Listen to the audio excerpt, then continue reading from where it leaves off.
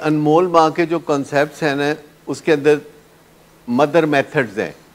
जैसे डॉक्टर्स के लिए होते हैं क्लिनिकल मेथड्स, तो उसके अंदर मदर मेथड्स हैं या फादर मेथड्स हैं अनमोल बाप के किताब के अंदर, जो आपके निसाब की किताब है। मदर मेथड्स, उसमें पहला है गोल सेटिंग, कि आपके दरमियान तय होना चाहिए कि क्या होगा, और जब तक वो तय नहीं हो जाता कंफर्टेबली, आपको इससे आगे नहीं चलना चाहिए। मैंने अक्सर देखा है कि जिस बच्चे के बारे में वालिदैन मुझे बताते हैं मेरे पूछने पर कि अगर एक गिलास पानी आपसे, अगर आप एक गिलास पानी आप इससे मांगें तो दे देगा, तो वो काफ़ी सोच के कहते हैं कि नहीं।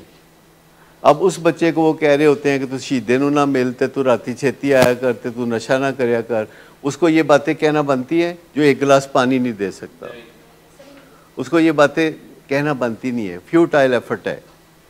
लिहाजा पहले सबसे गोल सेटिंग करनी है। गोल सेटिंग करने के बाद फिर आपने देखना है कि जो वादा वो कर रहा है, जो इरादा वो कर रहा है, उसके ऊपर आपने याद दहानी करानी है।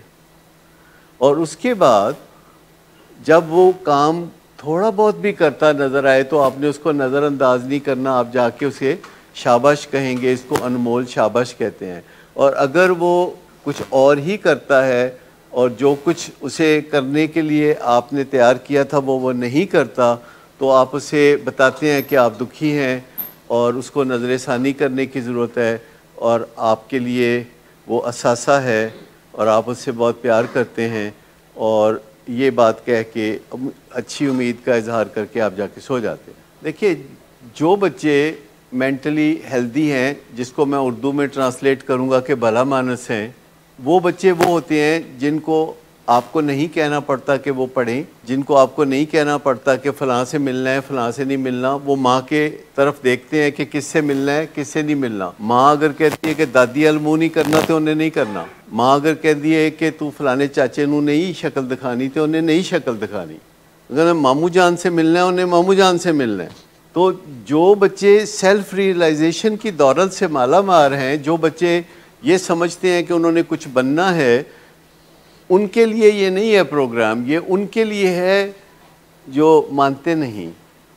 पहली बात तो ये है कि अगर आप प्रोवोक नहीं करेंगे तो आपको 15 के ऊपर कॉल करने की नौबत भी नहीं आएगी। अगर आप झगड़े को अवॉइड कर सकते हैं, आप में से कितने लोग हैं कि सड़क पे कोई बंदा आपसे बदतमीज़ी करे तो आप झगड़ा अवॉइड कर सकते हैं? ठीक कर सकते हैं ना?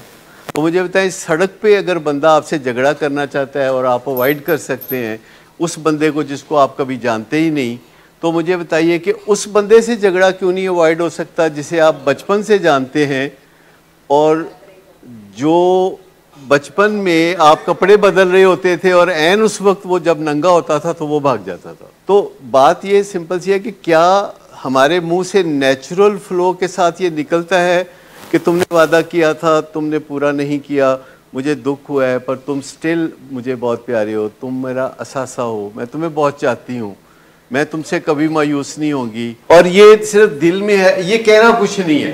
अच्छा, ये जो मैं कह रहा हूँ ना कि सिर्फ अपने बच्चे से खालस 100% देसी घी वाली मोहब्बत कर लें और उसको मत बताएं। Keep it to yourself. क्या आप कह सकते हैं कि आपको 100% खालस मोहब्बत है उससे और 24/7 है? देखिए, ये अपने अपने इंटरेस्ट की बात होती है कि अगर आपको इंटरेस्ट है, जो कि है, आप अफोर्ड नहीं कर सकते इस बच्चे के बारे में कि वो डिक्लाइन करे, आप सिर्फ ये कर सकते हैं कि वो मंजिल पे पहुंचे।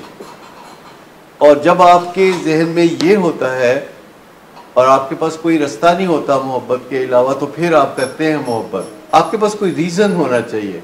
जैसे मेरा ये प्रोफेशन है और मेरे पास ये रीज़न है कि ये बच्चे जो हैं, इनकी वजह से मेरी शान व शौकत है, इनकी वजह से मैं खाता कमाता हूँ, इनकी वजह से मेरी शोहरत है, इनकी वजह से मेरा इत्मीनान है, तो मुझे इनके साथ 100% खालस मोहब्बत करनी है। और जब मैं वो 100% खालस मोहब्बत करता हूँ अपने दिल में, तो मेरा काम बन जाता है। जैसे मेरी लगन है, मेरा प्रोफेशन, कि मुझे अगर काम करना है तो मुझे उसमें कामयाबी चाहिए, इत्मीनान चाहिए, प्रोग्रेस चाहिए, वरना मैं बड़ी आसानी से रिटायरमेंट ले सकता हूँ। आप तो रिटायरमेंट भी नहीं ले सकते, तो लैंडिंग गियर ही फंसा हुआ है। ठीक है ना। तो हम समझ लें अपनी इस डिफ़िकल्टी को कि मोहब्बत तो हमें करनी है,